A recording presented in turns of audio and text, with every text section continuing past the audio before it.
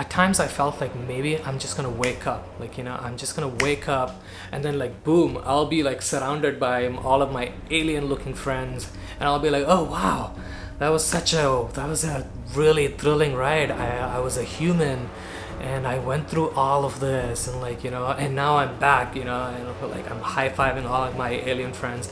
Who knows, it was like so bizarre. What's up guys, my name is Swami from A Coach Called Life, and today I wanted to talk to you about some of the craziest, scariest fear thoughts that I had when I was going through depersonalization and derealization. My intention here is not to scare you or to freak you out, but to merely show how common these kinds of thoughts are. You might even relate to one or more of these. So let's jump in.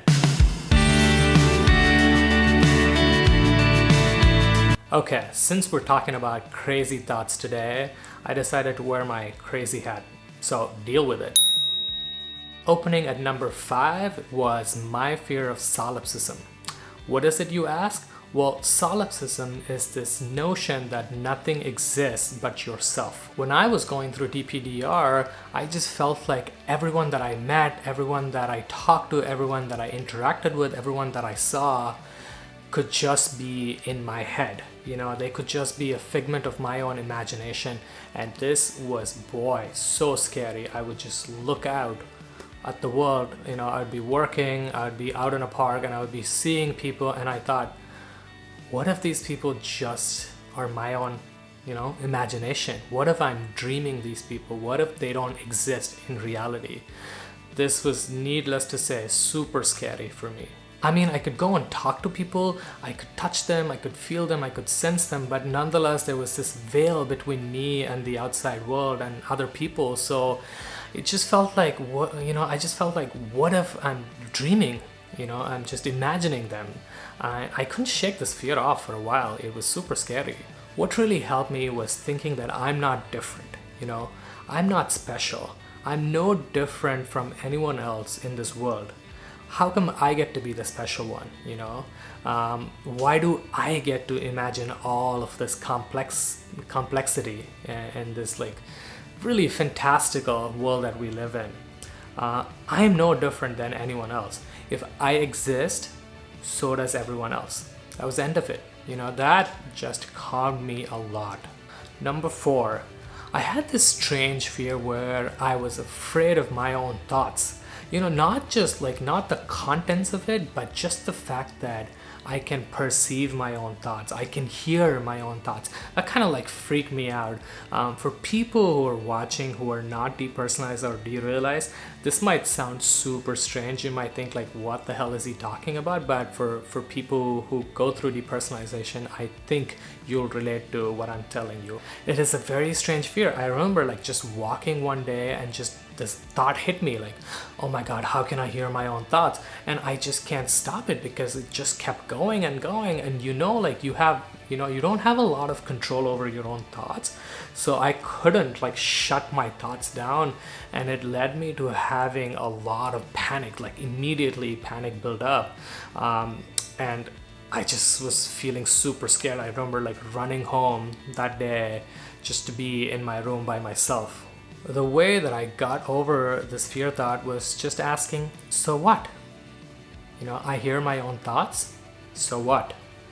I perceive my own thoughts, so what? I've been hearing my own thoughts and I've been perceiving my own thoughts forever, since like all of my life. And why is it different now? So what? So what? I hear my thoughts. I also see things, it's no different. So it's all just reality.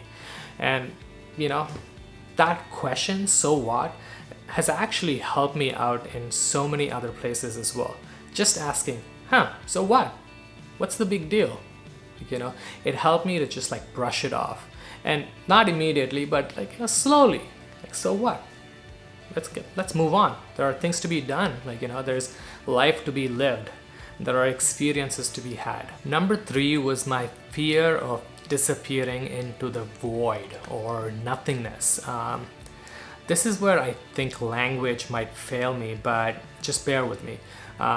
And I've talked to other people who've kind of experienced the same thing. It's basically this some kind of innate fear that you feel when you become derealized or depersonalized, that you might disappear at any time. You might just like go into the void. And I'm not talking about like dying. This is not fear of death, you know. This is not fear of physical death is what I meant. You know, that's pretty distinct and people can feel that as well. I felt that. But this is something so different. This is just feeling like I might not exist. Like, you know, I might just be gone. Super scary, just really troubling. When I looked closely into this, you know, I came to understand this is what's known as, you know, ego death. You know, where you are not actually dying, your physical body is not dying, but you have the sense of your sense of self, which is the ego, dying. And it's pretty common in, like, you know, spiritual circles with people who meditate, people who take psychedelics like mushrooms or LSD, even DMT. A lot of people feel that and have actually gone through their own like ego death, where it's so scary, like that they feel like they are not going to exist, and then like boom, it's gone, and they feel like they are the world or they are the universe. They're connected to everything. They don't have a sense of self, but they have this sense of like this grand self. And I never felt that, right? I never felt that. I never had an ego death, but I felt like I was inching closer to something like that. And it was super scary.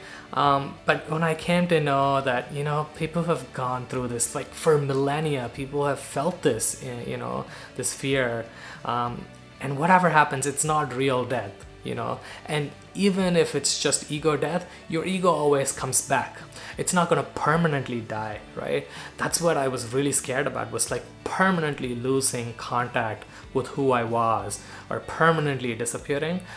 There was no such thing. So that kind of calmed me down and kind of like allayed my fears. Just knowing that, okay, there's just ego death and it hasn't happened, but even if it did end up happening, it's not such a big deal. Number two, I would often have these weird feelings where I thought I was in the Matrix.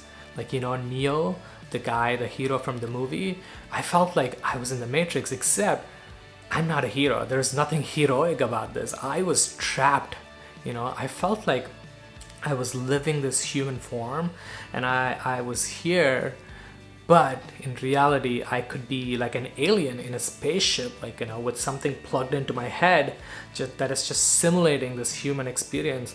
And such, you know, I don't know if I picked it up from the movie The Matrix or if it just like, you know, felt like that, because depersonalization and derealization kind of put this kind of veil, thin veil between yourself and the world. So it feels like you are like watching something from a distance, right? And everything does appear a little bit out of the ordinary when you go through derealization. So at times I felt like maybe I'm just gonna wake up, like, you know, I'm just gonna wake up and then like boom, I'll be like surrounded by all of my alien looking friends and I'll be like, oh wow, that was a really thrilling ride. I was a human and I went through all of this, and like, you know, and now I'm back, you know, and like I'm high-fiving all of my alien friends.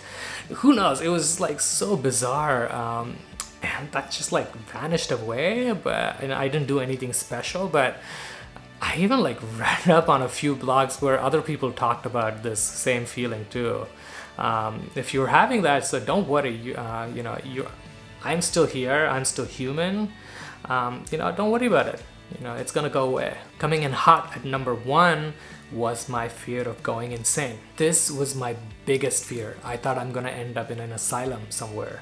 I didn't know what was going on. This was like early on when I first became depersonalized and derealized, and I was just like, what is going on right now? Like, this is so weird. I've never experienced reality like this before. Hence, I must be losing my mind. And as it turns out, this is one of the biggest fears people in the DPDR community face. A lot of us are afraid of going insane. This is one of the biggest fears, you know, and I'm not special in this. And I found out about this early on, so it was kind of comforting to know that I'm not the only one who experienced this. And you know what? Even after so many years, I'm still here, I'm still sane. I did not completely lose touch with reality. I did not have a psychotic break. I did not have any kind of break. I was not dragged by people taking me to the asylum. I'm still here, I'm still sane, like I'm functional, I'm recovered. None of my fears came true.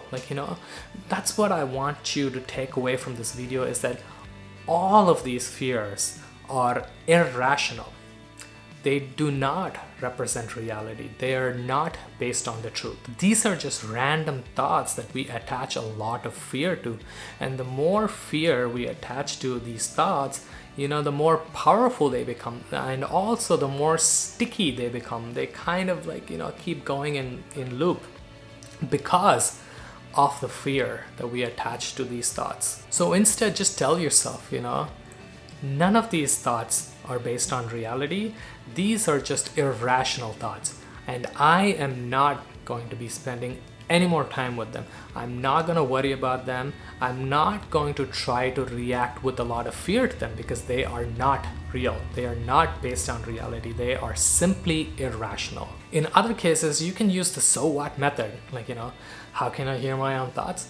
So what? I can hear my own thoughts. Am I an alien? What is happening? How do I exist? So what? I'm not gonna bother about these thoughts, because I have my life to live. I have things to accomplish, and yes, I feel a little bit uneasy, I feel scared, I feel debilitated, but I'm still gonna keep moving forward. I don't have time for any of these thoughts. I don't care. I'm as real as everyone else, and everyone exists, and I exist. End of story. I'm gonna keep moving forward and try to do that and see what happens.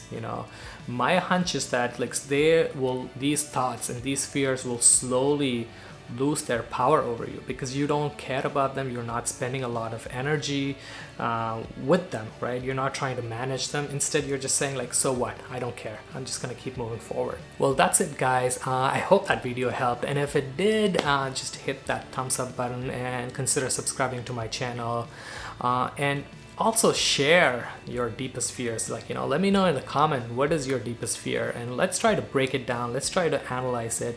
Let's try to take away the power that fear has over you.